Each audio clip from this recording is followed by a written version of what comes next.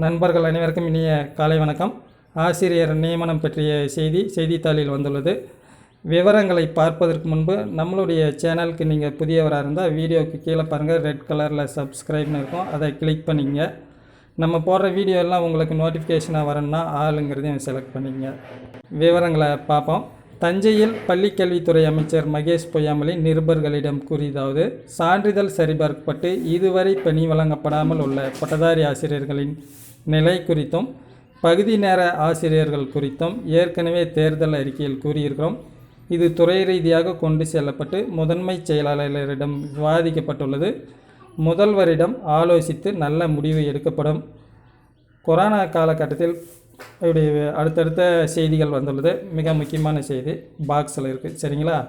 சான்றிதழ் சரிபார்க்கப்பட்டு இதுவரை பணி வழங்கப்படாமல் உள்ள பட்டதாரி ஆசிரியர்களின் நிலை குறித்தும் பகுதி நேர ஆசிரியர் குறித்தும் தேர்தல் அறிக்கையில் கூறியிருக்கிறதா, அதை பற்றி முதன்மை செயலாளரிடம் விவாதிக்கப்பட்டு முதல்வரிடம் ஆலோசித்து நல்ல முடிவு எடுக்கப்படும் அப்படின்னு சொல்லியிருக்கிறாங்க. அதே சமயத்தில் இல்லம் தேடி கல்வித்திட்டம் ஜனவரி முதல் தமிழகம் முழுவதும் கொண்டு செல்லப்படும். மத்திய அரசின் தேசிய திறனறிவு தேர்வு போட்டித் தேர்வுக்கான புத்தகங்கள் தமிழில் வழங்க வேண்டும் என்று கல்வியாளர்கள் எதிர்பார்க்கின்றனர். இது குறித்தும் உரிய நடவடிக்கை எடுக்கப்படும் அப்படின்னு சொல்லியிருக்கிறார். வெகு விரைவில் ஒரு முழுமையான தீர்வு எட்டப்படும் என்று நம்பலாம், சரிங்களா? நம்பிக்கையோடு இருங்க.